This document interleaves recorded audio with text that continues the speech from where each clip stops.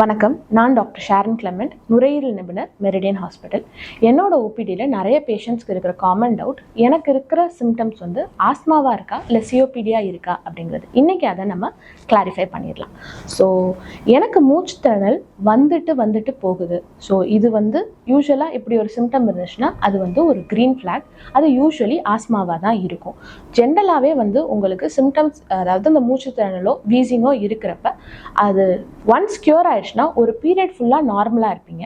Till the next episode, அடுத்த episode வர வரைக்கும் கம்ப்ளீட்டாக நார்மலாக இருப்பீங்க. இதே வந்து உங்களுக்கு நார்மலாகவே ஆக மாட்டேங்குது, ஃபுல் இயருமே சிம்டம்ஸ் இருந்துக்கிட்டே இருக்குது அப்படின்னா அது வந்து ஒரு ரெட் ஃப்ளாக். அது வந்து சிஓபிடிக்கான ஒரு அறிகுறியாக இருக்கலாம். ரெண்டாவது வந்து மூச்சு திணறல் ரொம்ப மோசமாகிக்கிட்டே போகுது வருஷம் அப்படிங்கிறது வந்து ஒரு ரெட் ஃப்ளாக். இது வந்து சிஓபிடிக்காக இருக்கலாங்கிறதுக்கு ஒரு அறிகுறி. போன வருஷம் மூச்சு திணறல் கம்மியாக இருந்துச்சு, இந்த தடவை கொஞ்சம் ஜாஸ்தியாக இருக்கிற மாதிரி இருக்குது அப்படின்னா கண்டிப்பாக வந்து நம்மளுக்கு நுரையீரல் சிஓபிடியை நோக்கி போகுதுங்கிறதுக்கு ஒரு அறிகுறி. இதே ஆஸ்மா க்ரீன் ஃப்ளாகாக இருந்துச்சு அப்படின்னா உங்களுக்கு மூச்சு திணறல் அந்த டைமில் மட்டும்தான் இருக்கும். அந்த எபிசோட் முடிஞ்சதுக்கப்புறம் கம்ப்ளீட்லி நார்மல் ஆகணும். ஸோ வந்து இது வந்து ஒரு முக்கியமான அறிகுறி. மூணாவது வந்து டெய்லி இருமி எனக்கு சளி வந்துக்கிட்டு இருக்குது அப்படிங்கிறது ஒரு ரெட் ஃப்ளாக். இது வந்து சிஓபிடிக்கான ஒரு அறிகுறி. இதே ஆஸ்மாவாக இருந்துச்சு அப்படின்னா உங்களுக்கு மூச்சு திணறல் இருக்கும், சளி லேசாக தான் இருக்கும், உங்களுக்கு அந்த சளி தண்ணி மாதிரி இருக்கும். ஸோ அந்த மாதிரியெல்லாம் சிம்டம்ஸ் இருந்துச்சுன்னா லைக்லி வந்து அது ஆஸ்மாவாக இருக்க தான் சான்சஸ் இருக்குது. ரொம்ப கட்டியாக சளி வருது, ரொம்ப அதிகமாக இருமி சளி டெய்லி வந்துக்கிட்டே இருக்குன்னா அது சிஓபிடிக்கான ஒரு அறிகுறியாக இருக்கலாம். நான்காவது வந்து என்னோட நுரையீரல் பிரச்சனை வந்து தூசி பட்டாலோ இல்லை போலன் பட்டாலோ இல்லை ஒரு ரொம்ப ஸ்ட்ராங்கான சென்ட் இல்லை கெமிக்கல் பட்டாதான் எனக்கு வருது அப்படின்னா அது ஒரு க்ரீன் ஃப்ளாக். இது மோஸ்ட்லி ஆஸ்மாவாக இருக்கிறதுக்கு தான் சான்சஸ் இருக்குது.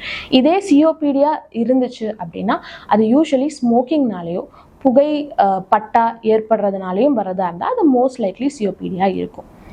ஐந்தாவது வந்து எனக்கு சின்ன பிள்ளையிலே இந்த ப்ராப்ளம் இருக்குது, எனக்கு ஃபேமிலிலேயும் இதே மாதிரி நிறைய பேருக்கு இந்த பிரச்சனை இருக்குது அப்படின்னா இது mostly green flag, most likely ஆஸ்மாவாக தான் இருக்க சான்சஸ்.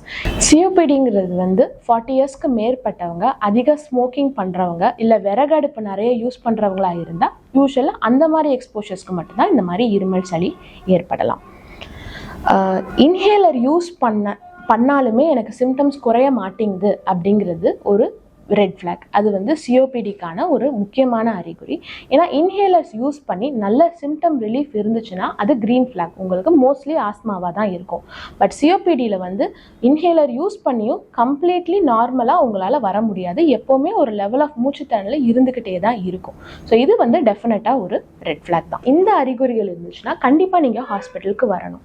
ஒன்று வந்து ஒரு முழு சென்டென்ஸ் கூட மூச்சு திணறல் இல்லாமல் பேச முடியலை அப்படிங்கிறப்ப, உங்களுக்கு நெஞ்சு அடைப்பு ரொம்ப ஜாஸ்தியாக இருந்தாலோ, உங்களுக்கு இன்ஹேலர்ஸ் அடிச்சுட்டே இருந்தும் உங்களுக்கு சுத்தமாக அந்த மூச்சு திணறல் குறையவே இல்லை அப்படிங்கிற பட்சத்திலும், நான்காவது வந்து உங்களுக்கு ஆக்சிஜன் லெவல் செக் பண்ணி 90% கம்மியாக இருக்குது அப்படிங்கிற பட்சத்தில் கண்டிப்பாக நீங்கள் ஹாஸ்பிட்டலுக்கு வந்து செக் பண்ணிக்கிறது நல்லது.